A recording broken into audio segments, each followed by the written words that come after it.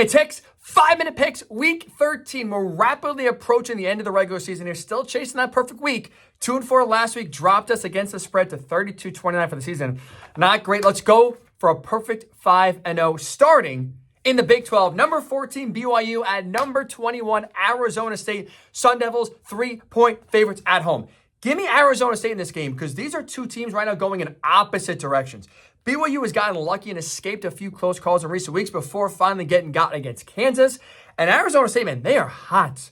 8-2 in the season, winners of 5 out of the last 6, just demolished Kansas State on the road last week. Cam Skattebo, best running back you probably haven't heard of, came off of injury last week, 100 total yards in this game. I like Arizona State in a close, low-scoring game here. Oh, we have a celebrity. David Putty is here. David Putty, who's winning this game? The Devils! The Devils! Give me Arizona State 21-17. Number 16, Colorado. Let's look at the Big 12 here. 2.5-point favorites on the road at Kansas. Oh, does Vegas know something?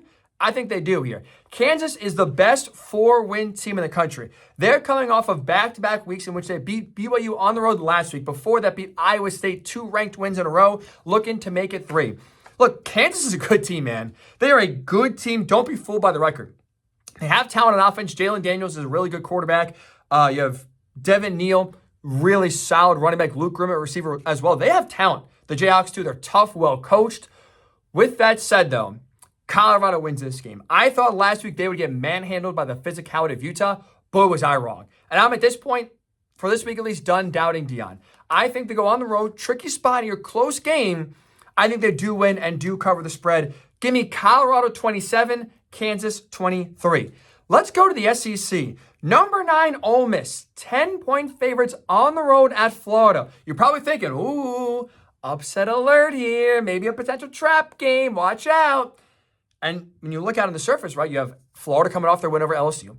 DJ Lagway playing really well. And it is an early game, noon start, maybe a little sleepy if you're Ole Miss. Come out a little slow. Florida can jump on you early here.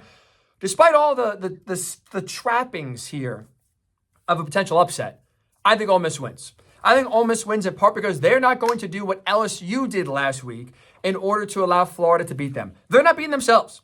Like, you look at the game last week for LSU, they did everything possible to hand Florida that game. They had a turnover, they missed a field goal, they stopped twice on 4th down, and that's despite the fact they were able to convert on 3rd and 4th down 15 of 28 attempts. Florida is an awful 3rd down team. Can't get off the field, and I think Ole Miss is going to exploit that. They got a ton of talent. I think they pick up where they left off from Georgia.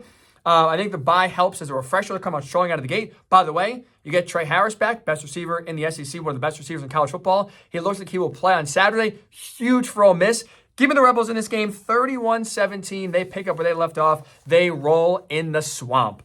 This is a game outside of the last one we're going to talk about here. This is a game I am most excited for.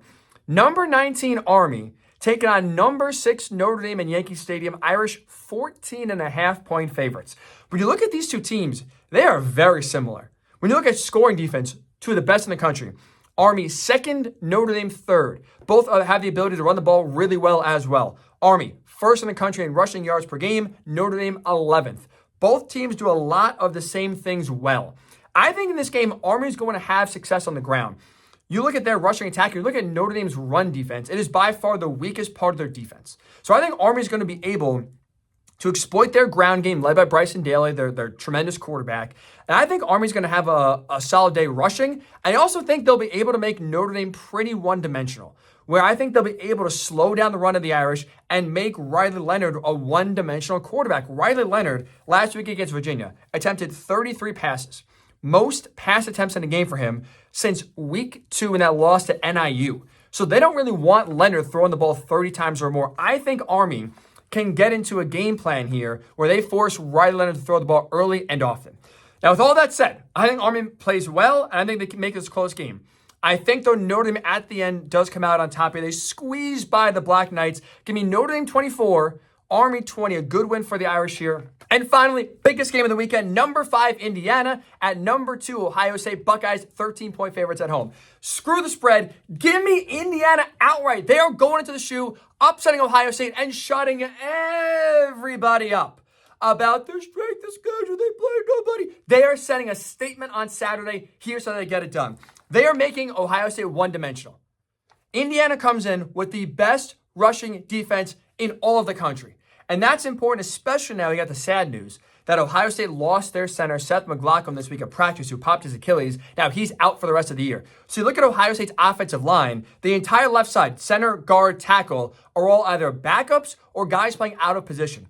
I think Indiana's defense is going to feast on those guys. Listen to the name. If you don't know now, you should know really well. Mikhail Kamara. He is going to be in the backfield a lot for Indiana. He leads the Big Ten in sacks with 9.5. I think he's going to be in Will Howard's grill all game long. We saw Ohio State almost lose to Nebraska, being one-dimensional when that run game was shut off.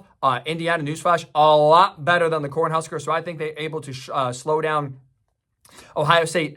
Offensively, I think Curtis Rourke could put up some points on this Ohio State defense, especially through the air. And I think Indiana goes into the shoe, comes out victorious 24-20. Hoosiers over the Buckeyes. They shock everybody and are going to the Big Ten title game. Hey, enjoy Week 13.